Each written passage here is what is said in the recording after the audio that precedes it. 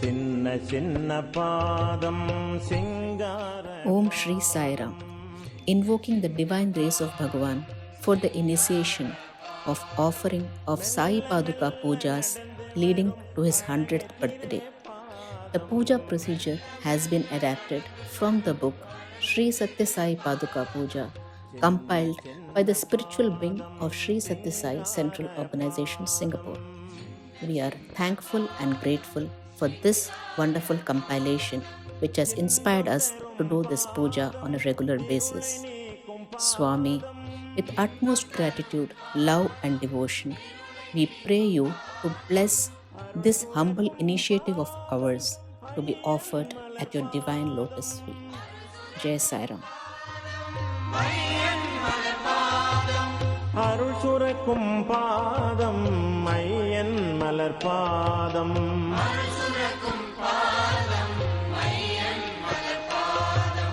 அருள் சுரக்கும் பாதம் ஐயன் மலர் பாதம்.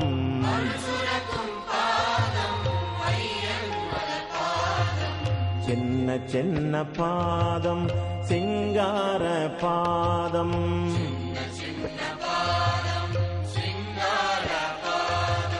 நன்மை தரும் பாதம் நாராயணன் பாதம். நன்மை தரும் பாதம் நாராயணன் பாதம். நன்மை தரும் பாதம். Om Sai Ram. Sri Satya Sai Paduka Puja.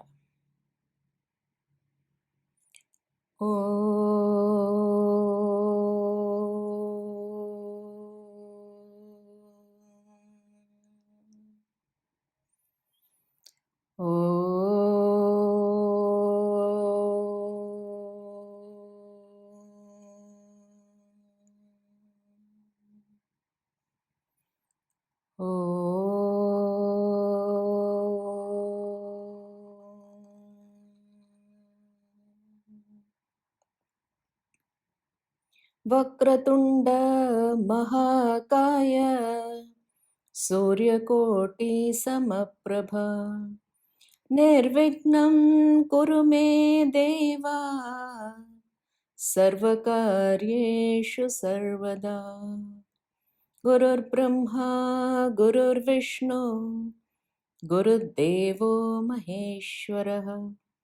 गुरु साक्षात् परब्रह्मा तस्मै श्री गुरवे नमः. ॐ भूर्भुवस्वः तस्य वितुर्वरेण्यं भर्गो देवस्य धीमहि धियो यो नः प्रचोदयात्. ॐ भूर्भुवस्वः तस्य वितुर्वरेण्यं भर्गो देवस्य धीमहि धियो यो नः प्रचोदयात्. ॐ भूर्भुवस्वः तस्य वितुर्वरेण्यं भर्गो देवस्य धीमहि धियो यो नः प्रचोदयात्. ॐ शान्ति शान्ति शान्तिः. ॐ साईश्वराय विद्महे सत्यदेवाय धीमहि तन्नः सर्वः प्रचोदयात्. ॐ साईश्वराय विद्महे सत्यदेवाय धीमहि तन्नः सर्वः प्रचोदयात्. ॐ साईश्वराय विद्महे सत्यदेवाय धीमहि तन्नः सर्वः प्रचोदयात्. ॐ शान्ति शान्ति शान्तिः. Om Shri Sai Ram. Before we commence the Sai Paduka Puja, keep all the items required for the puja handy next to the Paduka so that we can do the puja with full concentration and without any interruption.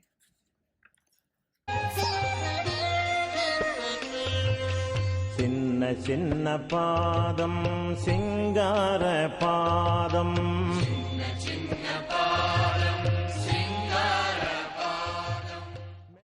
First, please purify all the items by pouring a drop of water on each of them and on yourselves. Let us start with the Pradhana Puja or the main puja procedure. This is the Shodasa Upachara Puja or the 16th felicitation. Pradhana Puja, main puja procedure. We are now ready to begin the main puja. You can arrange the above ingredients for the main puja. Steps of Shodasa Upachara Puja, 16th felicitation starts here. Shodasa means 16 in Sanskrit. There are 16 upacharas, felicitation, that have been prescribed by scriptures. First, we meditate on Swami and we invite him to our place. We welcome him, we offer him a place to sit, and all the hospitalities are done ceremoniously, like washing his lotus feet, offering of clothes, performing archana, offering him food, and all the entertainment like Vedic chanting, bhajans, and then when we bid farewell, we do so only with the promise that he will visit us again. This is called Shodasa Upachara Puja. Let's begin the actual puja. So the first one, Dhyanam, meditation on the divine Padukas.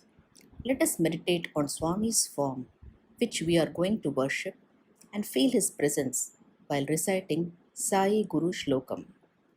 हृदाकाशे सधापा अनन्तं शान्तम् आनन्दरूपिणं ज्ञानभानुम् अहं वन्दे सद्गुरुं सत्यसायिनम्. O Lord Sai, our salutations at your lotus feet. You are the very embodiment of peace, knowledge, truth, and bliss. May you be pleased to take thy seat in our hearts at all times. Om पादुका देवता सहित सद्गुरु श्री सत्य साई राम परमेश्वर ध्यायामि. I meditate on the Padukas and the Lord of the Padukas, Lord Sri Sai Rama. Avahanam, inviting the Lord. Invoke the deity in the Paduka through prayers. Invocation with right hand at the feet of the deity and left hand touching your heart. You welcome Bhagavan. We pray and invite the divine in our heart to come and reside in the image that is being worshipped.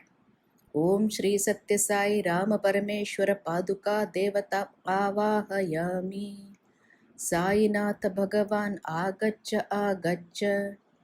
Avahito Bhava Stapito Bhava Sanhito Bhava Suprito Bhava Suprasanno Bhava Varadho Bhava Swamin Sarva Jagannatha Yavat Puja Vasanakam Tavatvam Priti Bhavena Asyam Padukayam Sanhito Bhava. Swami, we know you are all pervading, omnipresent, omnipotent, almighty. Please bless us all to feel your divine presence here today. Inspire us to do these prayers with love and devotion. Asanam, providing seat or simhasanam to Bhagavan. Offering a seat to a beloved Lord. This is done by just touching the Padukas and by placing some flower there. Mentally visualize Bhagavan is coming and sitting in front of us, placing his lotus feet in those divine Padukas. He is ready to accept all our offerings which are given out of love. Om Shri Satya Sai Rama Parameshwara Paduka Devata Bhyo Namaha Navaratna Simhasanam Samarpayami. I offer a seat to Lord Sri Sai Rama, the Lord of the Padukas. Washing the divine feet of Bhagavan. Washing Swami's feet with sanctified water. Sprinkle few drops of water on the Padukas by chanting the mantra Om Shri Satya Sai Rama Parameshwara Paduka Devata Bhyo Namaha Padayoho Padhyam Samarpayami. I offer my salutations and water to wash the lotus feet of Lord Sri Sai Rama, the Lord of the Padukas. Washing the divine hands of Bhagavan. Offer water to Swami to wash his hands by sprinkling few drops of water on the Padukas by chanting the following Om Shri Satya Sai Rama Parameshwara Paduka Devata Bhyo Namaha Hastayoho Arghyam Samarpayami. I offer my salutations and water to wash the hands of Lord Sri Sai Rama, the Lord of the Padukas. Achamaniyam. Offering water to Bhagavan for sipping. Water is offered for sipping to cleanse and cool the internal organs by offering few drops of water on the Padukas. Om Shri Satya Sai Rama Parameshwara Paduka Devatabhyo Namaha Mukhe Achamaniyam Samarpayami. I offer my salutations and water for cleansing to Lord Sri Sai Rama, the Lord of the Padukas. Madhuparkam, offering of beverage to Bhagavan. Madhuparka is a respectful offering of beverage composed of honey, sugar, and milk. We place a tulsi leaf or flower petal on the paduka in place of Madhuparkam. Om Shri Satya Sai Rama Parameshwara Paduka Devatabhyo Namaha Madhuparkam Samarpayami. I offer my salutations and honey drink to Lord Sri Sai Rama, the Lord of the Padukas. Abhishekam, offering of sacred bath to Bhagavan. Here we offer ritual bath to the Lord with various materials. Performing Paduka Abhishekam is an action of bathing his lotus feet with water, milk, curd, honey, fruit juice, vibhuti, etc., and followed by the sanctified water which we have placed in the glass at the end. Om Shri Satya Sai Rama Parameshwara Paduka Devatabhyo Namaha Aneka Vidha Abhisheka Snanam Samarpayami. Start performing the Abhishekam while Vedic text is going on and wait until the offering mantra is over before we proceed to the next Abhishekam. First, we will do Abhishekam with turmeric water. In turmeric powder, mix little water and then do the Abhishekam. The bathing of Padukas in turmeric water signifies purity and auspiciousness.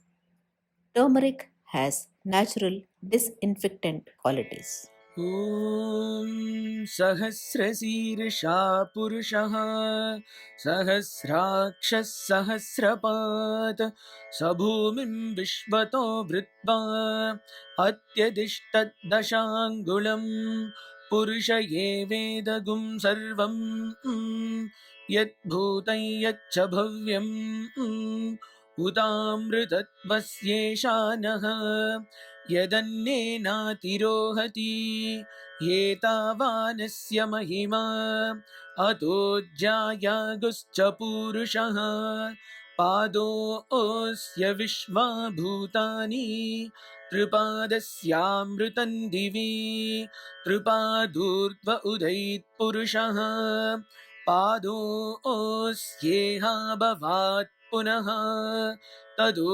विश्वन्व्यक्रामत् शासनानशने अभि तस्माद्विराडजायत विराजो अधिपूरुषः स जातो अत्यरिच्यत पश्चाद्भूमिमतो पुरः ॐ श्री सत्य साई राम परमेश्वर पादुका देवताभ्यो नमः हरिद्राचूर्ण अभिषेकं समर्पयामि.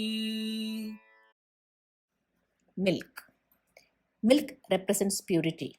As we bathe Paduka with milk, let us dedicate ourselves to truly purify our inner self.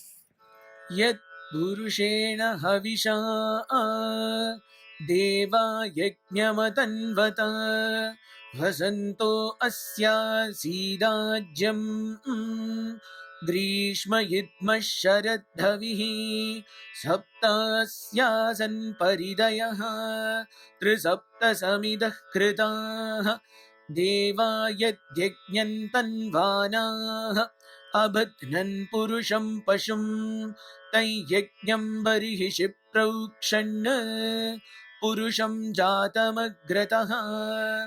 ॐ श्री सत्य साई राम परमेश्वर पादुका देवताभ्यो नमः. क्षीर अभिषेकं समर्पयामि. Curd. Yogurt represents the mind. We bathe Paduka with prayers to God to bless us with a clear mind, free from the web of desires. तेन देवा अयजन्त साध्या ऋषयश्च ये तस्माद्यज्ञात् सर्वहुतः सम्भृतं पृषदाज्यं पशुगुस्तागुश्चक्रे वायव्यान् आरण्यान् ग्राम्याश्च ये तस्माद्यज्ञात् सर्वहुतः ऋचः सामानि जज्ञिरे छन्दागुंसि जज्ञिरे तस्मात् यजुस्तस्मादजायत। ॐ श्री सत्य साई राम परमेश्वर पादुका देवताभ्यो नमः। दधि अभिषेकं समर्पयामि। Panchamritam. Made of 5 ingredients, Panchamritam represents our 5 senses. As we bathe the Padukas, we offer our 5 senses to the Lord to be used as would please Him. तस्मादश्वा अजायन्त ये केचो भयादतः गावो ह जज्ञिरे तस्मात् तस्माज्जाता अजावयः यत्पुरुषं व्यददुः कटिधा व्यकल्पयन् मुखं किमस्य कौ बाहु कावूरुपादावुच्येते ब्राह्मणोऽस्य मुखमासीत् बाहुराजन्यः कृतः। ॐ श्री सत्य साई राम परमेश्वर पादुका देवताभ्यो नमः। पंचामृत अभिषेकं समर्पयामि। Honey. Honey bestows sweetness of voice and speech. It has wonderful medicinal values and healing properties. Honey is produced by bees. Bees teach us unity. By working together as a team, we can accomplish much more. ऊरु तदस्य यद्वैश्यः पद्भ्यागुं शूद्रो अजायत चन्द्रमा मनसो जातः चक्षुः सूर्यो अजायत मुखादिन्द्रश्चाग्निश्च प्राणाद्वायुरजायत नाभ्या आसीदन्तरिक्षं शीर्ष्णौ द्यौः समवर्तत पद्भ्यां भूमिर्दिशः श्रोत्रात् तथा लोकागुम् अकल्पयन्। ॐ श्री सत्य साई राम परमेश्वर पादुका देवताभ्यो नमः। मधु अभिषेकं समर्पयामि। Tender coconut. Tender coconut is a symbol of gratitude. Therefore, Abhishekam with coconut water helps us to develop gratitude to people, to nature, and most importantly, gratitude to God. वेदाहमेतं पुरुषं महान्तम् आदित्यवर्णं तमसस्तु पारे सर्वाणि रूपाणि विचित्य धीरः नामानि कृत्वा विवदन्यदास्ते धाता पुरस्ताद्यमुदा जहार शक्रः प्रविद्वान् प्रदिशश्च तस्रः तमेवं विद्वान् नमृत इह भवति नान्यः पन्था अयनाय विद्यते यज्ञेन यज्ञमयजन्त देवाः तानि धर्माणि प्रथमान्यासन् ते हनाकं महिमानः सचन्ते यत्र पूर्वे साध्या सन्ति देवाः। ॐ श्री सत्य साई राम परमेश्वर पादुका देवताभ्यो नमः। नरिकेलदोक अभिषेकं समर्पयामि। Fruit juices. Bathing of Padukas in fruit juices fulfills one's desires for spiritual oneness and unity. It removes anger and helps to develop balance of the mind. तद्भ्यः सम्भूतः पृथिव्यैरसाच्च विश्वकर्मणः समवर्तताधि तस्य त्वष्टा विदधत् रूपमेति तत्पुरुषस्य विश्वमाजानमग्रे वेदाहमेदं पुरुषं महान्तम् आदित्यवर्णं तमसः परस्तात् तमेवं विद्वान्नमृत इह भवति नान्यः पन्था विद्यते यणाय प्रजापतिश्चरति गर्भे अन्तः अजायमानो बहुधा विजायते ॐ श्री सत्य साई राम परमेश्वर पादुका देवताभ्यो नमः। अनेकविध फलरसानि अभिषेकं समर्पयामि। Rose water. Make your life a rose that speaks silently in the language of fragrance, Swami says. Rose water Abhishekam helps us to focus on filling our life with the sweet fragrance of positivity and love and eases the tensions of our minds. तस्य धीराः परिजानन्ति योनिं मरीचीनां पदमिच्छन्ति वेदसः यो देवेभ्य आतपति यो देवानां पुरोहितः पूर्वो यो देवेभ्यो जातः नमो ऋचाय ब्राह्मये ऋचं ब्राह्मं जनयन्तः देवा अग्रे तदब्रुवन् यस्त्वैवं ब्राह्मणो विद्यात् तस्य देवा असन्वशे ह्रीश्च ते लक्ष्मीश्च पत्न्यौ अहोरात्रे पार्श्वे नक्षत्राणि रूपम् अश्विनौ व्यात्तम् इष्टं मनिषान हमुं मनिषान सर्वं मनिषान।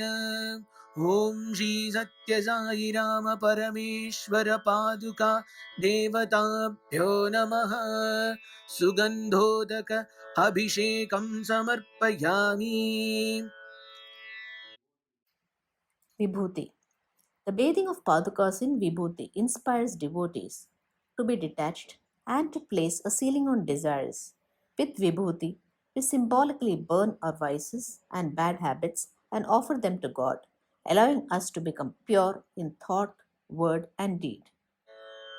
ॐ निधनपतये नमः निधनपतान्तिकाय नमः ऊर्ध्वाय नमः ऊर्ध्वलिङ्गाय नमः हिरण्याय नमः हिरण्यलिङ्गाय नमः सुवर्णाय नमः सुवर्णलिङ्गाय नमः दिव्याय नमः दिव्यलिङ्गाय नमः भवाय नमः भवलिङ्गाय नमः शर्वाय नमः शर्वलिङ्गाय नमः शिवाय नमः शिवलिङ्गाय नमः ज्वलाय नमः ज्वललिङ्गाय नमः आत्माय नमः आत्मलिङ्गाय नमः परमाय नमः परमलिङ्गाय नमः एतत् सोमस्य सूर्यस्य सर्वलिङ्गस्थापयति पाणिमन्त्रं पवित्रम् ॐ श्री सत्य साई राम परमेश्वर पादुका देवताभ्यो नमः। विभूति अभिषेकं समर्पयामि।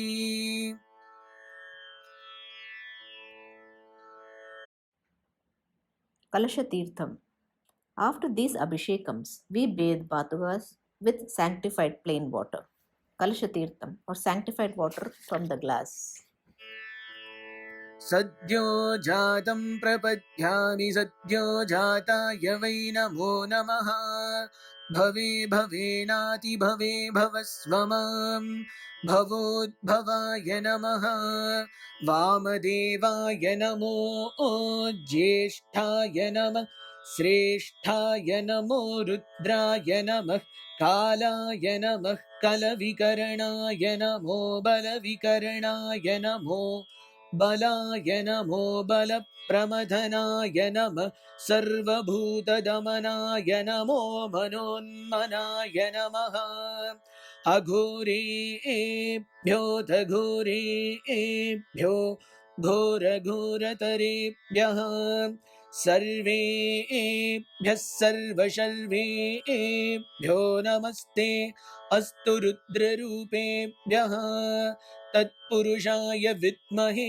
महादेवाय धीमहि तन्नो रुद्रः प्रचोदयात् ईशानः सर्वविद्यानामीश्वरः सर्वभूतानां ब्रह्माधिपतिर्ब्रह्मणोऽधिपतिर्ब्रह्मा शिवो मे अस्तु सदा शिवो नमो हिरण्यबाहवे हिरण्यवर्णाय हिरण्यरूपाय हिरण्यपतये अम्बिकापतय उमापतये पशुपतये नमो नमः ॐ हर हर नमः पार्वतीपतये हर हर महादेव ॐ श्री सत्यसाई राम परमेश्वर पादुका देवताभ्यो नमः कलशतीर्थेन समर्पयामि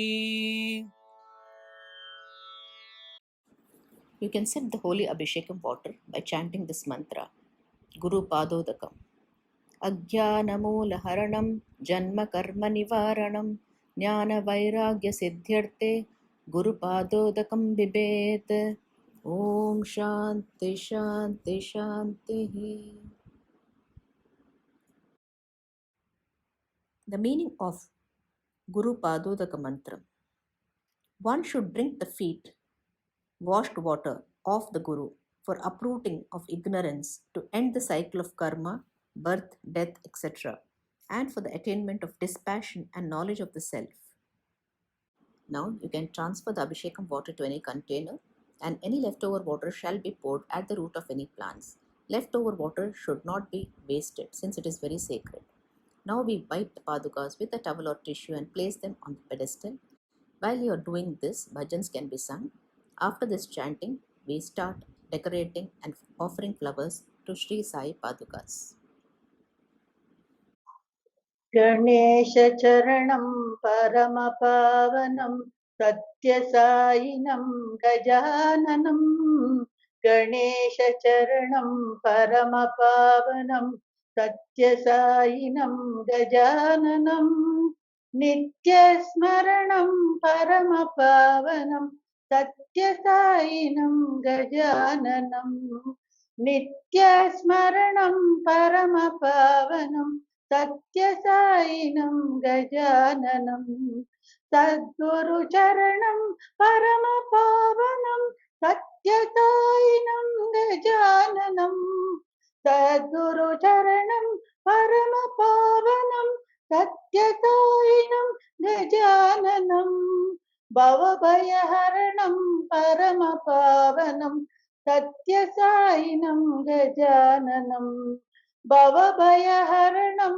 परमपावनं सत्यसायिनं गजाननं गणेशचरणं परमपावनं सत्यसायिनं गजाननं नित्यस्मरणं परमपावनं सत्यसायिनं गजाननं सद्गुरुचरणं परमपावनं सत्यसायिनं गजाननं भवभयहरणं परमपावनं सत्यसायिनं गजाननं भवभयहरणं परमपावनं सत्यसायिनं गजाननं गणेशस्मरणं परमपावनं सत्यसायिनं गजाननं नित्यस्मरणं परमपावनं सत्यसायिनं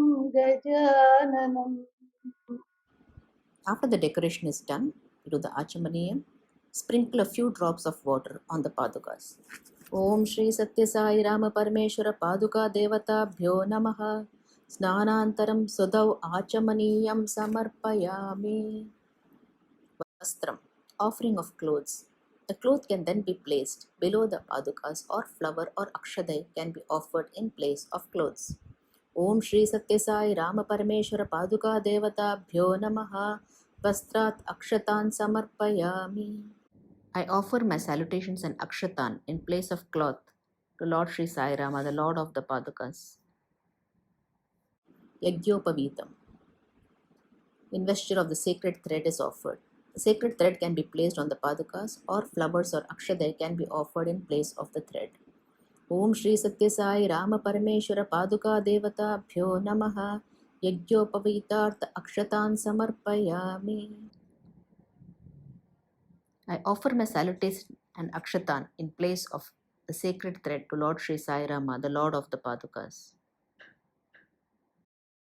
Abharanam, offering of mala and ornaments. We can place a tulsi mala or any mala, or place a flower at his lotus feet while chanting the following. Om Shri Satya Sai Rama Parameshwara Paduka Devatabhyo Namaha. Alankaranartham Abharanani Samarpayami.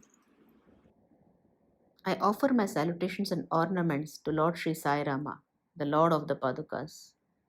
Gandham, offering sandal paste to the earth element of all pervading infinite Supreme Lord. Apply sandalwood paste using the ring finger to his lotus feet. Om Shri Satya Sai Rama Parameshwara Paduka Devatabhyo Namaha. Divya Parimala Sri Gandham Samarpayami. I offer my salutations and sandal paste to the earth element of the infinite Lord Sri Sai Rama, the Lord of the Padukas. Kunkumam, application of vermilion powder. Apply the auspicious kumkum on the sandal paste that has been applied on the padukas. Om Shri Satya Sai Rama Parameshwara Paduka Devatabhyo Namaha. Gandhyosayopari Haridra Kunkumam Samarpayami.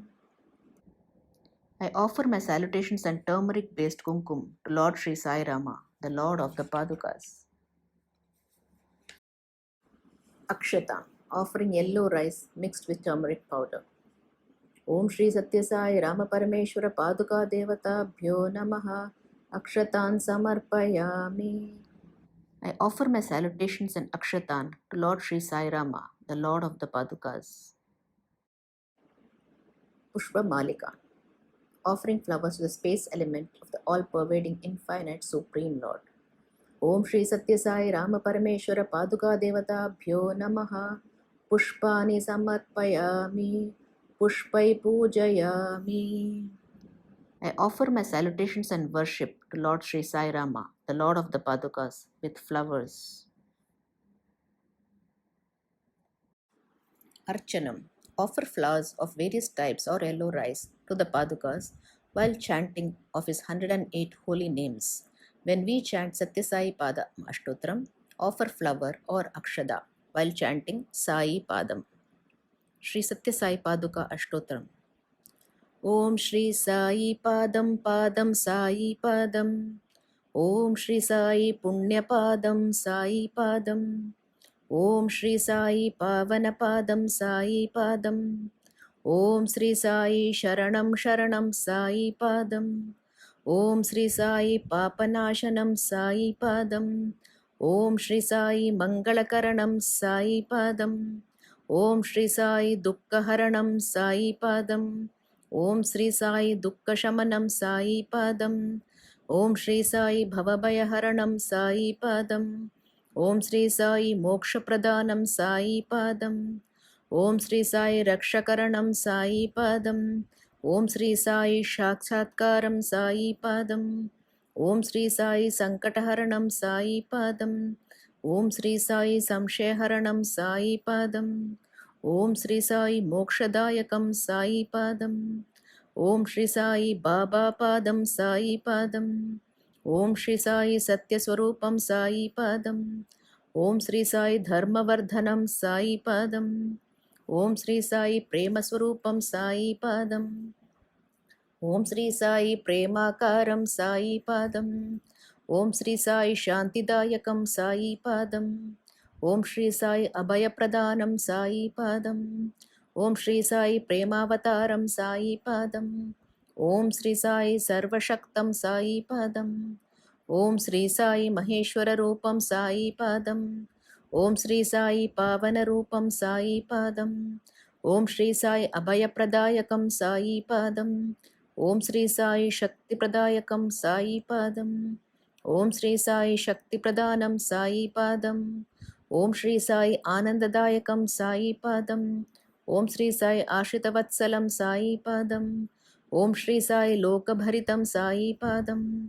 ఓం శ్రీ సాయి లోకనాథం సాయి పాదం. ఓం శ్రీ సాయి దీనపోషణం సాయి పాదం. ఓం శ్రీ సాయి భక్తి ప్రదానం సాయి పాదం. ఓం శ్రీ సాయి ముక్తిప్రదాయకం సాయి పాదం. ఓం శ్రీ సాయి భక్తప్రియకరం సాయి పాదం. ఓం శ్రీ సాయి జ్ఞానస్వరూపం సాయి పాదం. ఓం శ్రీ సాయి సుందరరూపం సాయి పాదం. ఓం శ్రీ సాయి ఫలప్రదానం సాయి పాదం. ఓం శ్రీ సాయి కాలరహితం సాయి పాదం. ఓం శ్రీ సాయి సిద్ధరూపం సాయి పాదం. ఓం శ్రీ సాయి సర్వగుణాత్మకం సాయి పాదం. ఓం శ్రీ సాయి ఆపన్నివారణం సాయి పాదం. ఓం శ్రీ సాయి ఆర్తిహరణం సాయి పాదం. ఓం శ్రీ సాయి శాంతమూర్తిం సాయి పాదం. ఓం శ్రీ సాయి సులభ ప్రసన్నం సాయి పాదం. ఓం శ్రీ సాయి సరోజవర్ణం సాయి పాదం. ఓం శ్రీ సాయి సజ్జనప్రియం సాయి పాదం. ఓం శ్రీ సాయి దురిత నివారణం సాయి పాదం. ఓం శ్రీ సాయి మోహక్షయకరం సాయి పాదం.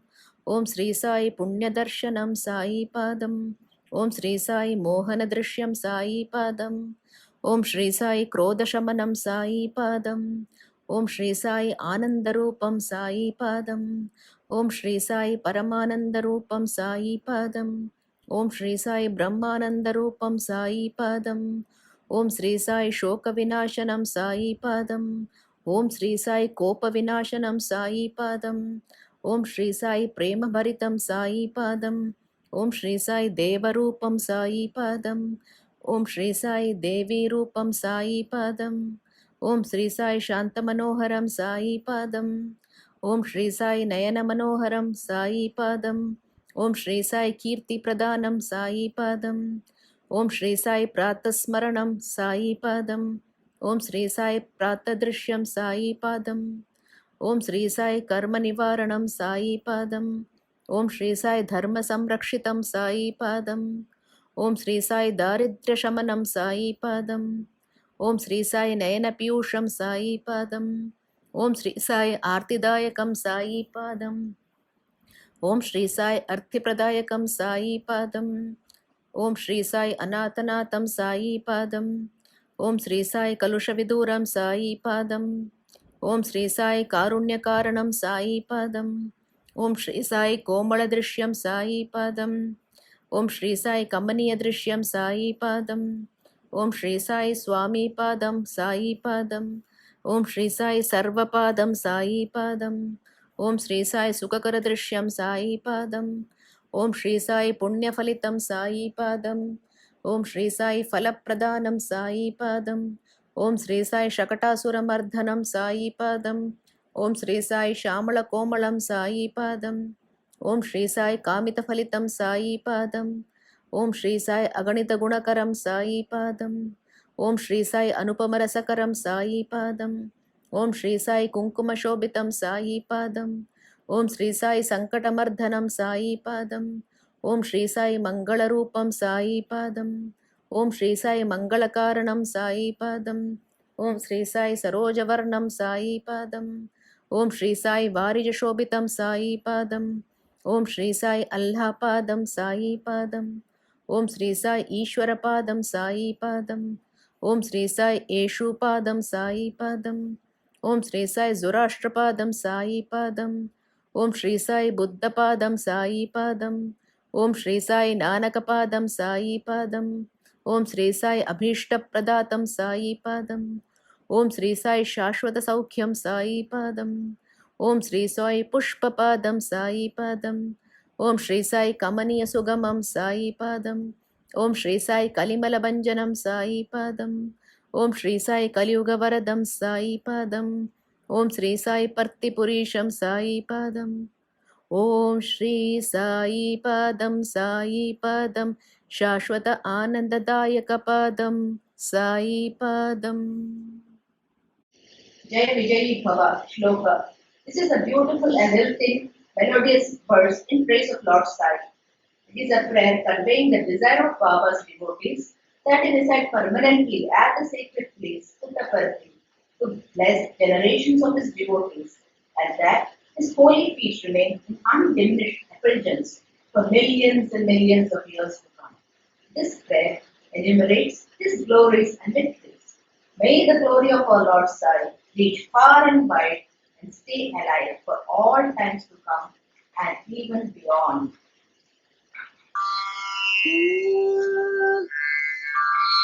अयोध्या मथुरा माया काशी काञ्चीवन्ति द्वारकापुरी तुल्यातीत श्री पुट्टपर्ति शुद्ध सिद्धि मुक्ति प्रभाव क्षेत्रांग सुशोभित शोभा विलासा गोदोली दूसरित सुंदरांग चित्त चोरा अद्याश्चर्यागदनगदना सामर्थ्य नित्या विभूति लीला विभूति उभय विभूति नाथा श्रीरंगनाथ श्री वेंकटनाथ श्री वैद्यनाथ श्री स्वामीनाथ श्री षण्मुखनाथ श्री साईनाथ देवादिदेवा जय विजयी भवा पुट्टपर्ति चक्रवर्ती सच्चिदानंद श्री दशरथ राम सीता राम कोदंड राम मारुति राम सुंदर राम आत्मा राम पट्टाभिराम श्री साई राम नित्यानंद प्रेमानंद ब्रह्मानंद परमानंद ज्ञानानंद हृदयानंद आत्मानंद नित्य कल्याण जाज्वल्य नित्य श्री नित्य मंगल सर्वमंगल सौभाग्य प्रदायक भगवान श्री सत्य साई स्वरूप स्वामित्व वात्सल्य सौशील सौलभ्य अवंत कल्याण गुणगणोक महार्णवा जय विजयी भवा सचित्र साई भुजगेंद्र साई नंदांग साई कमलांग साई श्रीराधि साई वटपत्र साई श्रीरांग साई श्री साई सत्य स्वरूप आत्मलिंगोद्भवकरा ज्योतिलिंगोद्भवकरा प्रेमलिंगोद्भवकरा स्वर्णलिंगोद्भवकरा रम्यलिंगोद्भवकरा नादलिंगोद्भवकरा नाभिलिंगोद्भवकरा श्री साई लिंगेश्वरा श्री शिरडीश्वर पतीश्वर परमेश्वर जगदीश्वर महेश्वर विश्वेश्वर सर्वेश्वर श्री साईश्वर अखिल जगदाधारा अखिल जगत् स्वामिन् अस्मत् स्वामिन् अचरण्य चरण्या श्री नारायण अखिलांड कोटि ब्रह्मांड नायका सत्य धर्म शांति प्रेम अहिंसावतारा श्री सत्य साई स्वरूप नेत्रानंद नित्योत्सव नित्य कल्याण सर्वमंगलाकार सर्वभूतदयापार सर्वभौमा श्री साई राम सत्य साई राम जय विजयी भवा जय विजयी भवा जय विजयी भवा. Concluding puja procedure. Dhupam, waving of incense or joss stick, offering dhupam to the air element of the all-pervading, infinite Supreme Lord. Let us ring the bell with the left hand and wave an incense stick with the right hand. The incense or agarbatti can be lit and circled in a clockwise manner 3 times in front of Swami. Now chant while ringing the bell. दशाङ्गं गुग्गुलोपेतं सुगन्धं च मनोहरम् अग्रेया सर्वदेवानां धूपोऽयं प्रतिगृह्यताम्. ॐ श्री सत्यसाई राम परमेश्वर पादुकादेवताभ्यो नमः. धूपम् आग्रापयामि. The incense stick which I offer to you, O Lord, will be very pleasing as it contains all herbs which brings good fragrance. Please accept my offering. I offer my salutations to Lord Sri Sai Rama, the Lord of the Padukas, and wave the incense sticks.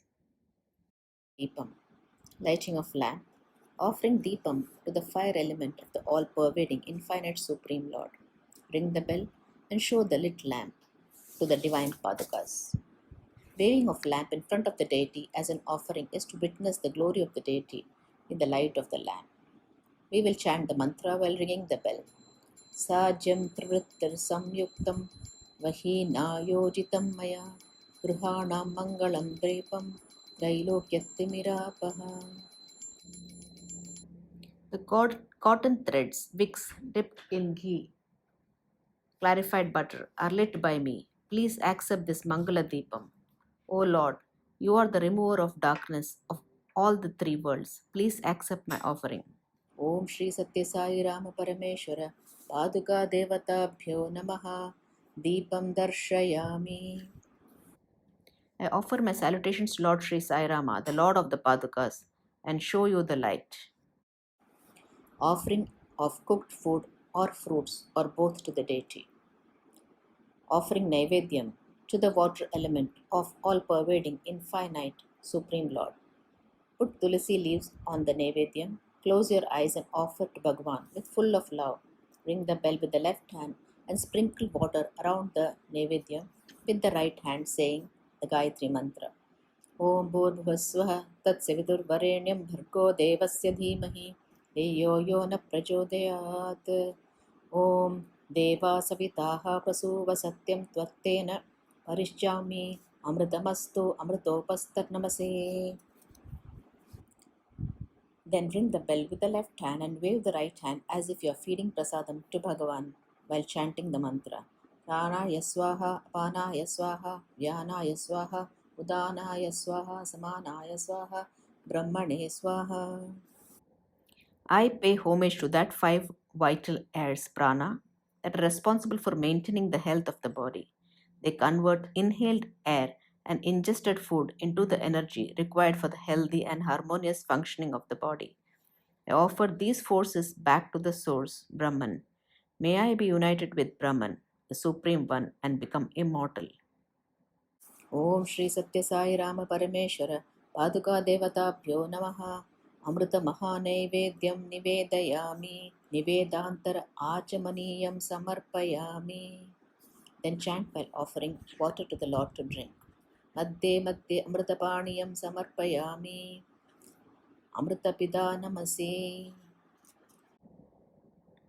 I offer nectar and water in between. Tambulam, offering betel leaves and nuts. Offering of betel leaves and areca nuts to the deity, chanting these mantra. Put a drop of water in the betel leaves and put flower tulasi at Swami's Paduka. You can instead use a flower or just a drop of water in place of betel leaves if you don't have it. Pugi Valasamayuktam Nagavalli Dalairutam Karpura Churna Samyuktam Tambulam Pratigruhyatam. I offer my salutations to Lord Sri Sai Rama, the Lord of the Padukas. Om Sri Satya Sai Ram Parameshwara Paduka Devatabhyo Namaha Tambulam Samarpayami. And offer you this Tambulam. Niranjanam, Deepardana, Arati. Offering of lighted camphor while ringing the bell. Light the camphor and show it to Swami, and at the same time recite the mantras. This light can be circled in front of God 3 times in clockwise manner, and after praying you can take the blessings by putting your hands to the tip of the flame and then to your eyes. You will chant this Yajurveda Kubera mantra. The mantra is chanted while the arti is shown.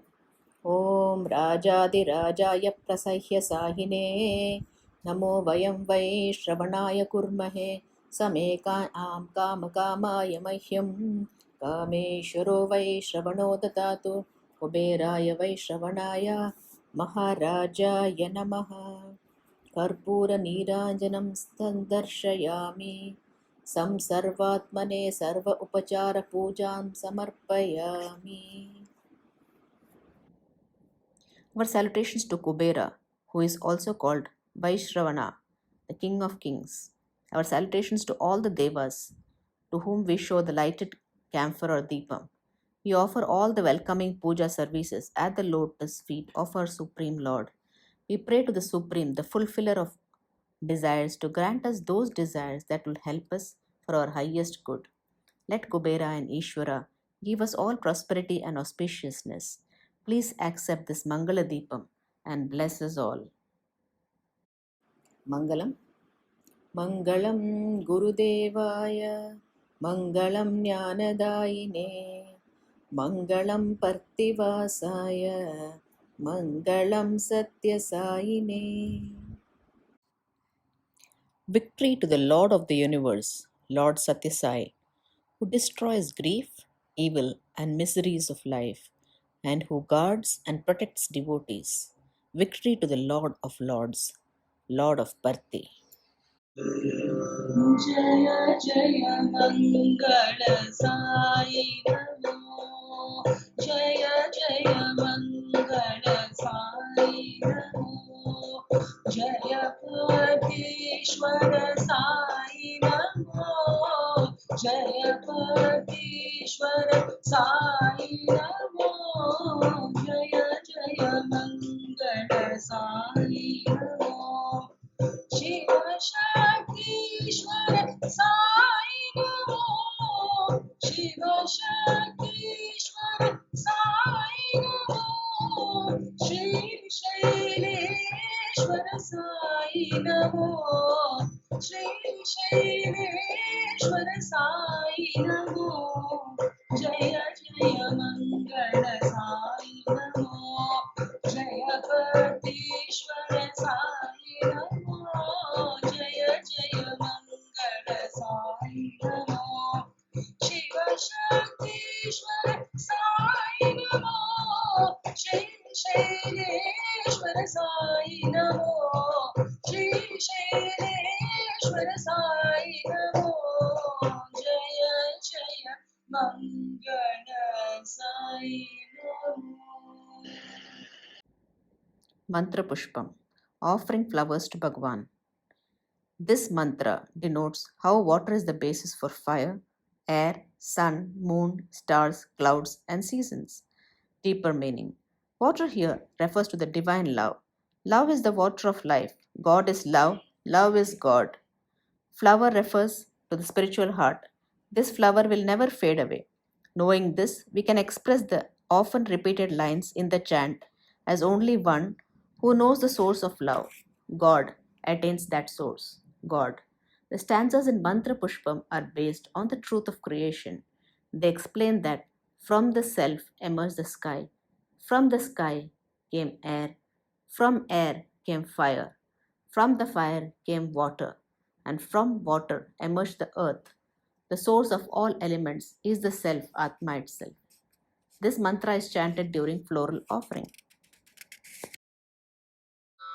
मन्त्रपुष्पम् योपां पुष्पं वेद पुष्पवान् प्रजावान् पशुमान् भवति चन्द्रमा वा अपां पुष्पम् पुष्पवान् प्रजावान् पशुमान् भवति य एवं वेद योपामायतनं वेद आयतनवान् भवति अग्निर्वा अपामायतनम् आयतनवान् भवति यो अग्निरायतनं वेद आयतनवान् भवति आपो वा अग्निरायतनम् आयतनवान् भवति य एवं वेद योपामायतनं वेद आयतनवान् भवति वायुर्वा अपामायतनम् आयतनवान् भवति यो वायोरायतनं वेद आयतनवान् भवति आपो वै वायोरायतनम् आयतनवान् भवति य एवं वेद योपामायतनं वेद आयतनवान् भवति असौ वै तपन्नपामायतनम् आयतनवान् भवति यो मुष्यतपत आयतनं वेद आयतनवान् भवति आपो वा अमुष्यतपत आयतनम् आयतनवान् भवति य एवं वेद योपामायतनं वेद आयतनवान् भवति चन्द्रमा वा अपामायतनम् आयतनवान् भवति यश्चन्द्रमस आयतनं वेद आयतनवान् भवति आपो वै चन्द्रमस आयतनम् आयतनवान् भवति य एवं वेद योपामायतनं वेद आयतनवान् भवति नक्षत्राणि वा अपामायतनम् आयतनवान् भवति यो नक्षत्राणामायतनं वेद आयतनवान् भवति आपो वै नक्षत्राणामायतनम् आयतनवान् भवति य एवं वेद योपामायतनं वेद आयतनवान् भवति पर्जन्यो वा अपामायतनम् आयतनवान् भवति यः पर्जन्यस्यायतनं वेद आयतनवान् भवति आपो वै पर्जन्यस्यायतनम् आयतनवान् भवति य एवं वेद योपामायतनं वेद आयतनवान् भवति संवत्सरो वा अपामायतनम् आयतनवान् भवति यः संवत्सरस्यायतनं वेद आयतनवान् भवति आपो वै संवत्सरस्यायतनम् आयतनवान् भवति य एवं वेद योऽप्सुनावं प्रतिष्ठितां वेद प्रत्येव तिष्ठति राजाधिराजाय प्रजह्यसाहिने नमो वयं वै श्रवणाय कुर्महे समे कामान् कामकामाय मह्यम् कामेश्वरो वै श्रवणो ददातु कुबेराय वै श्रवणाय महाराजाय नमः ॐ तद्ब्रह्मा ॐ तद्वायुः ॐ तदात्मा ॐ तत्सत्यम् ॐ तत्सर्वम् ॐ तत्पुरोर्नमः अन्तश्चरति भूतेषु गुहायां विश्वमूर्तिषु त्वं यज्ञस्त्वं वषट्कारस्त्वमिन्द्रस्त्वगुं रुद्रस्त्वं विष्णुस्त्वं ब्रह्मत्वं प्रजापतिः त्वं तदाप आपो ज्योतिरसोऽमृतं ब्रह्म भूर्भुवः सुवरों न कर्मणा न प्रजया धनेन त्यागेणैके अमृतत्वमानशुः परेण नाकन्निहितं गुहायां बिभ्राजते तद्यतयो विशन्ति वेदान्तविज्ञानसुनिश्चितार्थाः सन्न्यासयोगाद्यतय शुद्धसत्त्वाः ते ब्रह्मलोके तु परान्तकाले परामृतात् परिमुच्यन्ति सर्वे दह्रं विपापं परमेष्मभूतं यत्पुण्डरीकं पुरमध्यसग्रस्तम् तत्रापि दह्रं गगनं विशोकस्तस्मिन् यदन्तस्तदुपासितव्यम् यो वेदादौ स्वरः प्रोक्तो वेदान्ते च प्रतिष्ठितः तस्य प्रकृतिलीनस्य यः परः स महेश्वरः ॐ शान्ति शान्ति शान्तिः Pradakshinam Namaskaram. That is, turning around where one stands 3 times in clockwise direction is Pradakshina. And this is followed by Namaskaram by prostrating in front of the deity. Do this offering mentally wherever you are seated right now. Yani kani cha papani janmantara kritani cha tani tani vinashyanti pradakshinam pade pade. Whatever sins I have committed in all my lives, may all of them be absolved as I circumambulate in thy worship. Shama Prarthana. यदक्षरपदभ्रष्टं मात्राहीनं तु यद्भवेत् तत्सर्वं क्षम्यतां देव नारायण नमोऽस्तु ते विसर्गबिन्दुमात्राणि पदपादाक्षराणि च न्यूनानि चातिरिक्तानि क्षमस्व साईश्वर अपराधसहस्राणि क्रियन्ते अहर्निशं मया दासोऽयमिति मामत्व क्षमस्व साईश्वर अन्यथा शरणं नास्ति त्वमेव शरणं मम तस्मात् कारुण्यभावेन रक्ष रक्ष साईश्वर हरिः ओं तत्सत् श्री साईश्वरार्पणमस्तु समर्पणम् कायेन वाचा मनसेन्द्रियैर्वा बुद्ध्यात्मना वा प्रकृतेर्स्वभावात् करोमि यद्यत् सकलं परस्मै नारायणायेति समर्पयामि. I dedicate all my actions, whatever I have done by the body, by the speech, by the mind, by the intellect, by the senses, or by the character of my nature to Lord Narayana, the Supreme God. Then we pray, thanking the Lord, and receive Him back into our heart. Sarva Kalyana Prarthana Mantra. Samastaloka Sukhino Bhavantu. Samastaloka Sukhino Bhavantu. Samastaloka Sukhino Bhavantu. Om Shanti Shanti Shanti. May all the beings in all the worlds be happy and peaceful. Now we can all do the Swami's Arati and then the Vibhuti mantra and Samasta Loka again 11 times and then we close.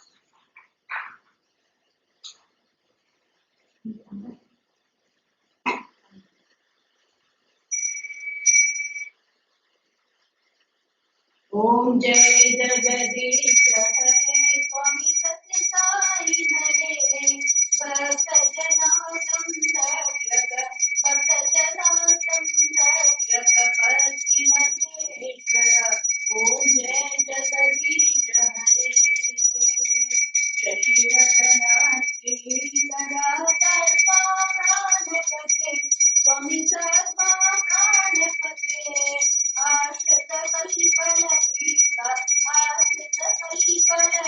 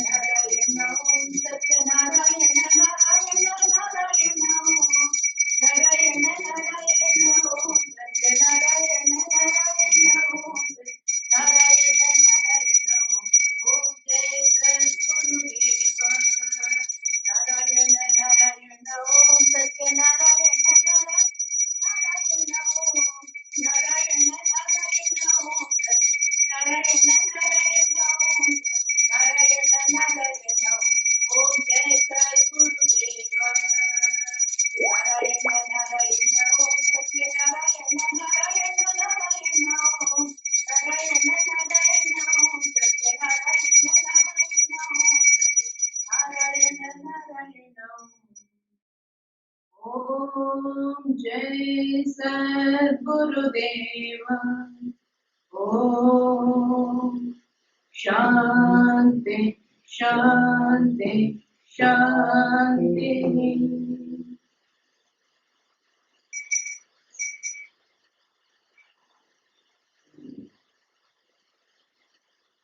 समस्त लोका सुखिनो भवन्तु। समस्त लोका सुखिनो भवन्तु। समस्त लोका सुखिनो भवन्तु। समस्त लोका सुखिनो भवन्तु। समस्त लोका सुखिनो भवन्तु। समस्त लोका सुखिनो भवन्तु। समस्त लोका सुखिनो भवन्तु। समस्त लोका सुखिनो भवन्तु। समस्त लोका सुखिनो भवन्तु। समस्त लोका सुखिनो भवन्तु। समस्त लोका सुखिनो भवन्तु। ओम शांति शांति शांति। परमं पवित्रं बाबा विभूतिं परमं विचित्रं लीला विभूतिं परमार्थइष्टार्थमोक्षप्रदानं बाबा विभूतिम् इदमाश्रयामि। साई विभूतिम् इदमाश्रयामि। ओम शांति शांति शांति। जय बोलो भगवान श्री सत्य साई बाबा जी की जय। सद्गुरु महाराज की जय।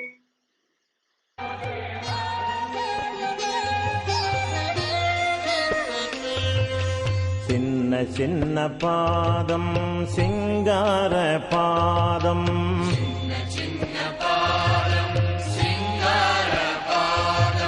மெல்ல மெல்ல நடந்து வரும் அழக திரு பாதம்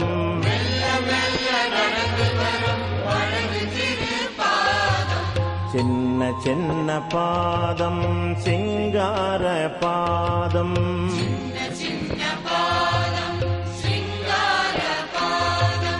இன்பம் தரும் பாதம் இருளை நீக்கும் பாதம்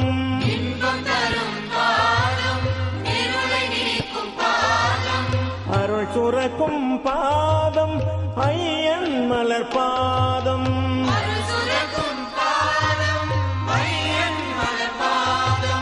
அருள் சுரக்கும் பாதம் ஐயன் மலர் பாதம்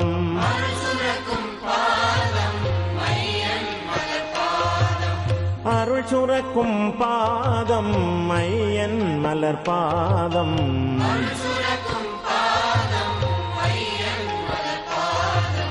சின்ன சின்ன பாதம் சிங்கார பாதம்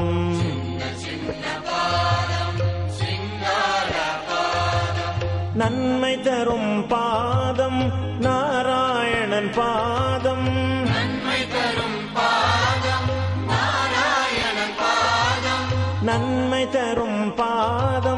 நாராயணன் பாதம்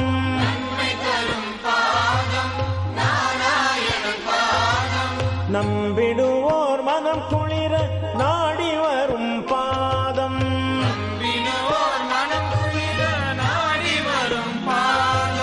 நம்பிடுவோர் மனம் குளிர நாடி வரும் பாதம்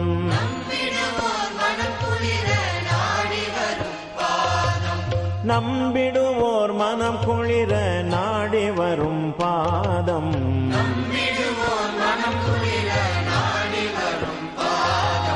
சின்ன சின்ன பாதம் சிங்கார பாதம்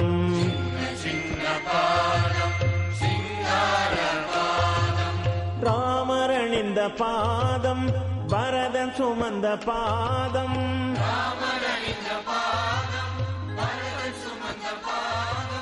ராமரணிந்த பாதம் பாதம்